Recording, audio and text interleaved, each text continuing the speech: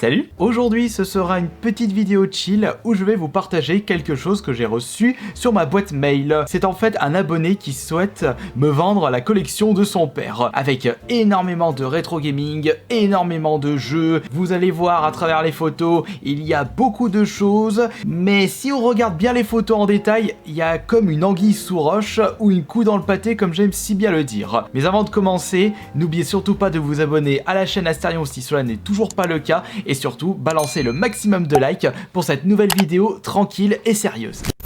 Évidemment, pour une question de confidentialité, je ne pourrais pas vous dire comment s'appelle cet abonné. De toute façon, ce n'est pas vos oignons. Voilà ce que j'ai reçu il y a quelques jours. Je me présente, je m'appelle... Mon père était collectionneur, il avait tous les jeux et consoles rétro. Il avait par exemple la Game Boy Color, Noir et Blanc, Nintendo Sega, 64, Super Nintendo, GameCube, PS1. Il y avait aussi des cartes mémoire, des cartes de Nintendo. Et il y avait également des anciens DVD et des jeux pour PC. Ok, d'accord, ça peut être super cool, mais que souhaite cet abonné en échange? C'est pour cela que je lui ai envoyé un email pour savoir qu'est-ce qu'il souhaitait en échange de l'intégralité de la collection de son père, et voilà ce qu'il m'a répondu. Je vais vous répondre à votre question. En fait, je vous propose de l'argent en échange. On pourrait se mettre d'accord sur un prix qui vous convient et qui me convient. Attends, il y a comme un bug dans la matrice là. En fait, je vous propose de l'argent. Donc ce qui veut dire qu'il me donne la collection de son père et il me donne de l'argent en même temps? Non, non, non, non, non, c'est peut-être mal exprimé en réalité, il souhaite de l'argent en échange de la collection de son père. Ne tourne pas autour du pot, dis-moi clairement quel montant tu souhaites pour l'intégralité de la collection, et voilà ce qu'il me répond. Mon prix est de 2300 € pour la totalité. Absolument tout, avec aussi les câbles pour d'autres consoles, et aussi des Tamagotchi si tu veux. Le prix peut être négociable, le prix me paraît correct car la collection vaut plus de 10 000 € cordialement.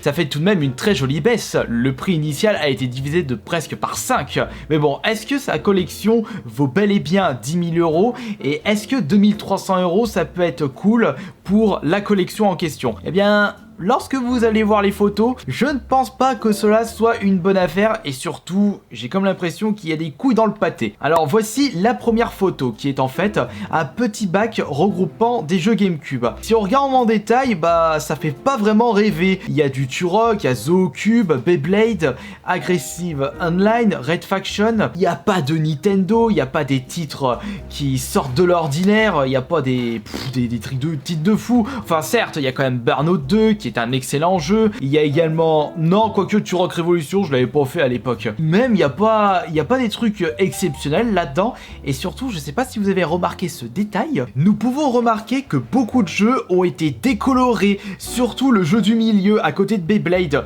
Regardez bien le rouge qui s'est transformé en rose. Comme si les jeux s'étaient doré la pilule pendant des heures. J'ai comme l'impression qu'on n'a pas le droit à une collection, mais plutôt à un bac de revendeurs de vide-grenier. Avec justement tous les invendus, c'est-à-dire des jeux que personne ne veut, même dans les vides-greniers pour 5, 4, 3 €, et voire moins. Mais ce n'était que la première photo. La deuxième photo, il s'agit d'un bac rempli de jeux Xbox. Et encore une fois, bah, ça fait vraiment, mais vraiment pas rêver. On a des jeux de sport, on a Street...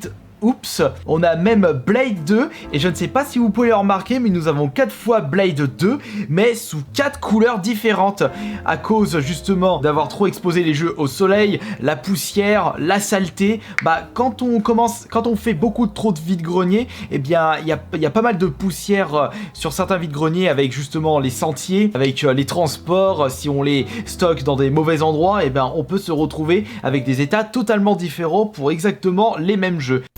Concernant le bac suivant, bah on a encore une fois des jeux Xbox, mais c'est même pas en 2-3 fois exemplaires, il y a limite 7-10 exemplaires des jeux sport et Street Ops, qui est aussi un jeu sport, qui est un jeu de basket. Mais sérieux, mais même moi j'en voudrais pas de ça. Je sais même pas quelle est la valeur de ces jeux, mais à mon avis, si cette personne les possède en autant d'exemplaires, déjà je suis en train de me demander où est-ce qu'il a pu récupérer ces jeux-là en autant d'exemplaires. Mais si ça se trouve, ce ne sont pas ces photos. Si ça se trouve, il n'y a même pas de collection. C'est juste des photos trouvées sur internet. J'en sais rien du tout. On peut s'attendre à tout et n'importe quoi. C'est pour ça qu'il faut faire super attention sur les propositions qu'on vous fait via email. Le bac suivant, bah... encore du jeu de basket et Blade en je ne sais pas combien d'exemplaires. Désolé mais vraiment, mais ça m'intéresse pas du tout là. Qui voudrait acheter ça? Au pire, peut-être pour 1 € pièce. Et encore, je suis sûr que le jeu vaut même pas 1 €. Peut-être pour 10 centimes, 50 centimes. On va direct passer à la photo suivante et nous avons le droit à des jeux PS1. Mais là encore une fois, nous n'avons pas des jeux exceptionnels. Il y a peut-être que le GTA en haut à droite qui vend un petit peu de rêve, puisque c'est un jeu qui est tout de même un peu recherché par les puristes et par les collectionneurs. Mais regardez la gueule des jeux. On a presque que du Hidden and Dangerous sur cette photo. Et en plus, il y a certains jeux dont les boîtiers ont été complètement explosés. On a également des jeux qui sont comme gondolés.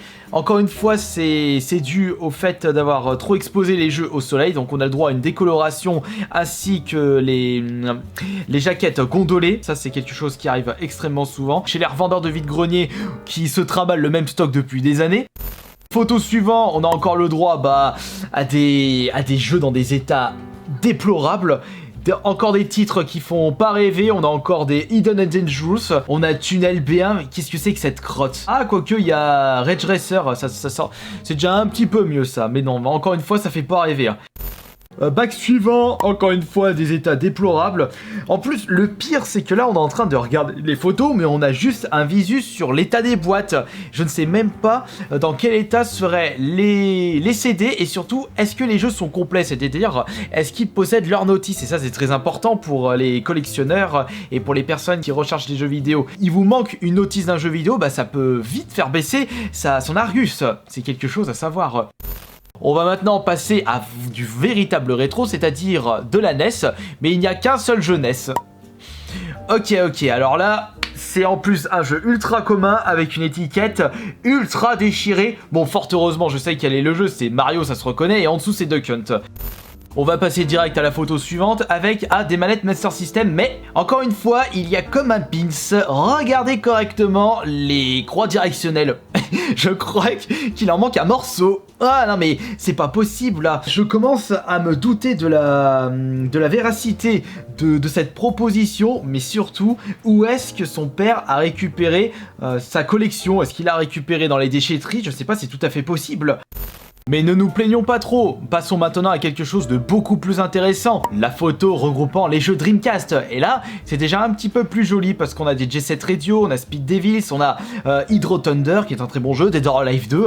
Là, on a du bon, on a du très bon, on a même un GTA 2. Et Blue Stingers qui est quand même des jeux assez intéressants pour une collection Dreamcast. La seule photo assez potable de sa proposition, mais regardez bien en détail la photo. On a encore le droit à des jaquettes qui ont cramé au soleil, des jeux qui ne possèdent même plus leurs jaquettes, qui ne possèdent même plus leurs notices, et également des jaquettes gondolées comme surtout le jeu en bas à gauche. Oh là là là là, mon dieu! Même en les laissant entre guillemets pourrir au fin fond d'une cave ou dans un grenier, il n'y a pas ce procédé. Vos jeux ne vont pas se décolorer et ne vont pas être... Si, ils peuvent être gondolés avec l'humidité, mais ils vont pas se décolorer, puisque si vous le mettez dans une cave ou dans un grenier, il n'y a pas de source de lumière.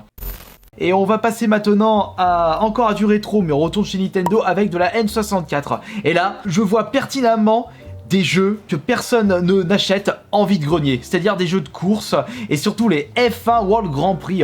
À chaque fois que je vois un stand de vide-grenier de revendeurs vendant des jeux N64, je vois toujours ces titres.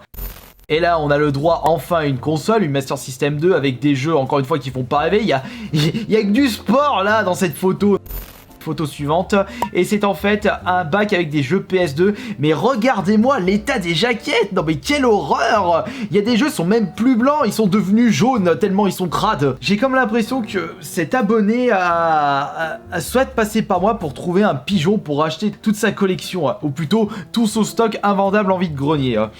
Est-ce que l'ensemble des jeux présentés sur les photos valent-ils le coup? Eh bien, j'en ai calculé en tout, sur toutes les photos que je vous ai présentées, un total de 336 jeux. Ce qui nous fait, bon, on a dit 2000 avec la négociation, je dirais entre 6 et 7 euros le jeu. Ouais, plus du 6 euros.